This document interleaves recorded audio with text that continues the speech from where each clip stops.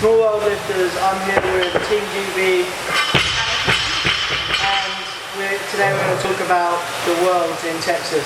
How did you get involved with Mike Teixeira and Reactive Training Systems? So initially it was his assistant coach Jim who decided to take me on. This was back in August when I had a competition and it didn't really go as planned. It was one of my worst ones actually. And after that we spoke online and he decided to take me on as a sponsored athlete.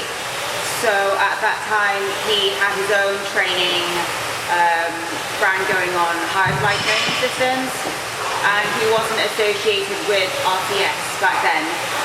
A month later he became assistant coach for Teixeira Reactive Training Systems, and him and Mike spoke and decided that it would be a good idea to move me from gym to train directly under RTS.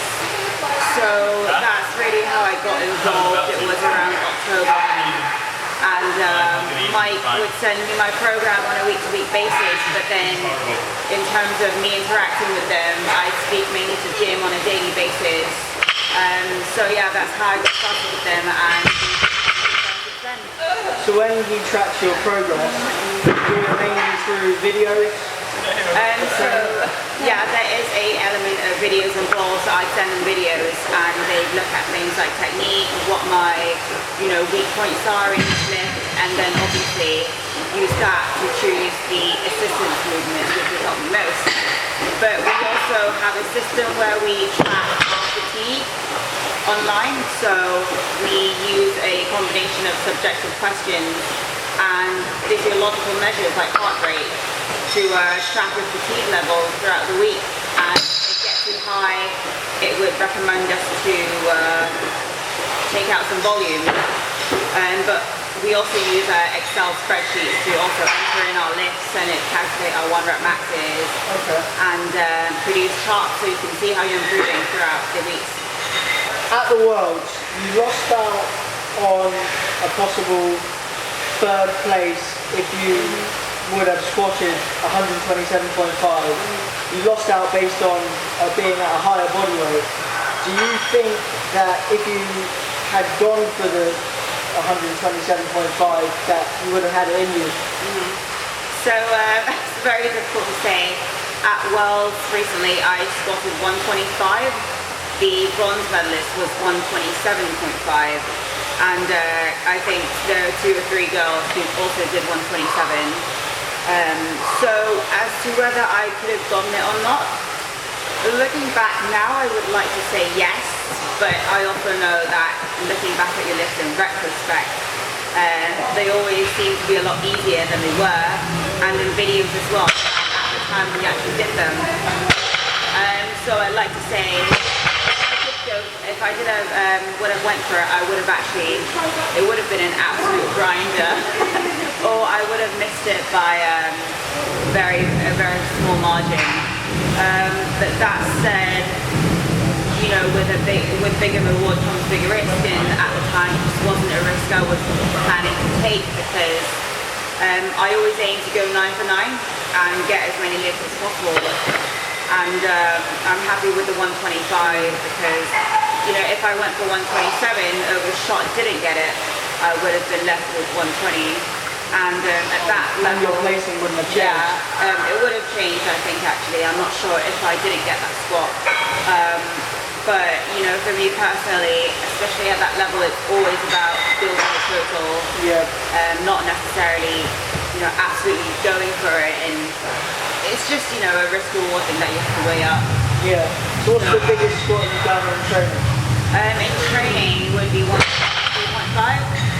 Okay. So in training I generally don't go for 1 rep maxes. I'd go up to a second attempt, which would be an RPE 9. Okay. So that would have been 122.5 in training. Okay. And at a high body weight as well. So you're quite disciplined in your training, not to... Yeah. You don't get too curious. Yeah, no, I mean, I work up to a heavy single and opener each session for my competition lifts. Okay. And then from that I would calculate my estimated 1 rep max. So each and every session? most sessions where I'm doing like competition lifts, I Okay. would. But obviously, you know, it depends on which phase I am, which block. Yeah. If I'm saying doing a deload phase, then I probably wouldn't. Does Hannah Chan do speed work? I don't do speed work, so I've looked up on it. I know with reactive training systems, we tend not to do speed work, just because most people who do think they're doing it at around 50-60%. And at that percentage, it doesn't necessarily carry over to your 1 rep max. You know, the CNS, the neuro requirements are very different. But that said, I think we do some resistance work with bands or chains. Yeah. So Mike Teixeira, he actually wrote an article about speed work, why a lot of the time it's not necessarily effective and doesn't carry over. And that if you were to do speed work, it should be at a higher percentage. Right. Say, I think 80%. So more speed with intent rather than Yeah, objective speed. yeah, absolutely. Of all the people you watch, regardless of category, who are your favourites? That's a really difficult one. I'd say in the 52s, in the 52 seniors, Pia Locke from Sweden. She was a reigning champ for a few years in a row now. She was absolutely amazing. Heather O'Connor from the 47 seniors. She's from America. I think she was going for the world record deadlift. Okay. She missed it quite narrowly, but she was absolutely amazing, very strong. One of my favorite lifters is actually Jessica Vendetto. She's also from RCS. Yeah. She's in the 57 seniors, so obviously I was looking at that weight class quite closely as it's my weight class. I think she got a silver on bench. She benched 107 at a body weight of 56 point something, and she also won bronze overall. So, you know, considering she's part of RCS, she's someone that I really looked up to. Inspiration. Yeah, definitely. In terms of the men, John Paul, JP from Australia, I watched him pull the world record deadlift like it was nothing. We actually had a really good chat a few days earlier on about making weight. And yeah, he just, you know, reassured me that I would be able to do it. So yeah, he was really good as well, and he was a really good lifter to watch. I think he was a junior champ. This was his first year as a senior, and he still plays very, very well. Yeah. So he was, yeah, very good to watch. From what I saw, a lot of world records were attempted, not all of them successful.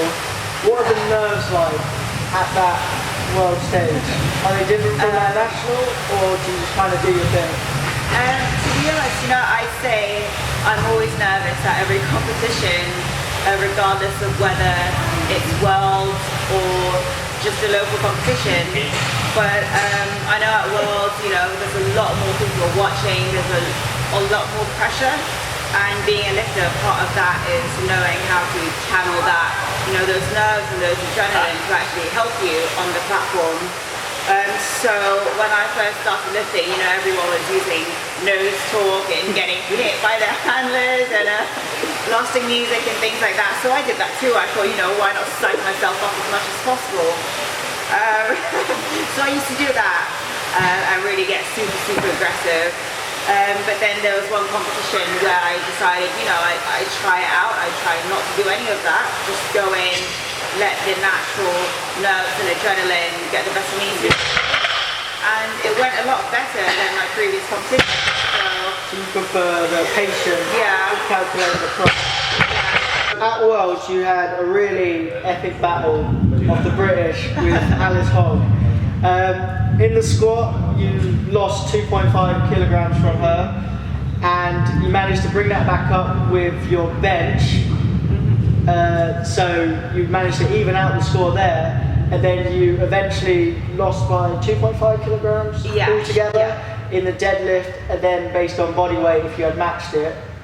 Next time at the British, is it personal? Alice, she's a really good lifter, and to be really honest, at that time, I wasn't focusing on her or anyone else. I was literally focusing on myself and my own numbers. So I didn't even know that she had chosen 67.5 as her last bench. I assumed she went for 65, so she kept that 2.5 on me. But in terms of the whole, Battle of the Britain thing, I only found out after I watched the YouTube live commentary, and I feel like they made it more of a thing than we did, because, I don't think there was any conflict between us at all, and I actually looked at her as more of my teammate than my competitor. So I wanted her to do well, and at the British, of course, I want her to do well as well. I want everyone to do well, including myself, but I think powerlifting is one of those things where you actually want your competitors to do well, and how they do doesn't directly impact how you do yourself. So yeah, we both missed our last deadlifts as well.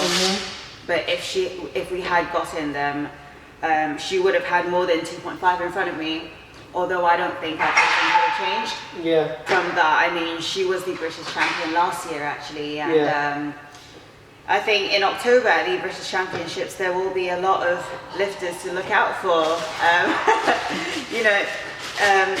Some really, really strong lifters in the 57s, and as the sport grows, you never know, some people may literally just come out of nowhere, and they may have more competition than I think. It's hiding in a cave. Yeah, absolutely. I assume after your category, you went for a big meal, right? Yeah.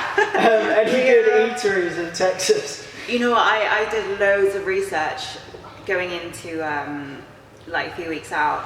I was asking my Facebook friends, what are some good places to go to in Texas for food? And we were in Killeen, so that wasn't exactly the most exciting part of Texas. I didn't actually get a chance to go to Austin, which is where most people recommended me to go. But we went to Logan's afterwards, and I had a rack of ribs.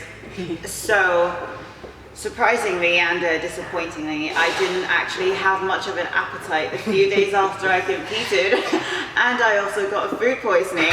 Really? Yeah, the morning I was flying back into London, so the plane ride wasn't exactly enjoyable. Did they have catfish on the menu? No, I don't. Catfish is so good. I don't know. We went to another place, I think it was called Rudy's, where we could get like half-pound slabs of meat and ribs. So that was quite fun as well. Would have been even better if I had a proper appetite then. But yeah, I bought loads of different Oreos back from the UK, the US. Here's something I've always wondered, is going on a long flight to Texas, like 10 hours, 12? Yeah. How is managing water weight and just normal dieting for that? Because there's that whole myth of holiday weight. Most of the time, I think when people gain weight from holidays, it is mostly just water weight from higher carbs and higher sodium. On the plane, it does actually make you hold water. It's very common because of the altitude change, I think it is, and also on planes you tend to not drink as much water, so you'll be dehydrated. And when you are dehydrated, your body holds on to more water. So there's been two international competitions I've done. One was to Canada, one was to Texas. Both were Commonwealth in Canada. That was last December. So both were very long flights. We're talking over 10 hours.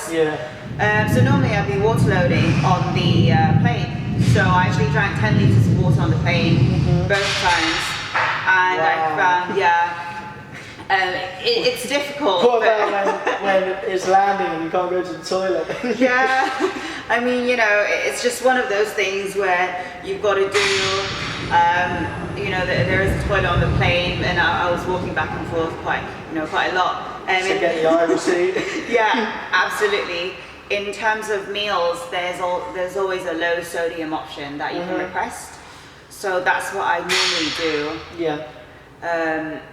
And just always some protein powder that you can bring on the plane and make a shake if you need to. Yeah, they didn't think that was any kind of drug. Cocaine, vanilla protein powder. But yeah, that's why a lot of people, when they have to make weight, even if they don't, and they're flying internationally for a competition, it'd be very smart to arrive a few days before you compete, Right. just to let that water weight dissipate, and also to get used to, the climate change could be huge, the jet lag as well. Texas is hot, right? Yeah, so very are you hot. sweating out a lot, or? Yeah, I mean, most of the time we stayed indoors. I'm actually very used to the heat like that because I come from Hong Kong. Okay. Yeah. Okay, so next competition, British.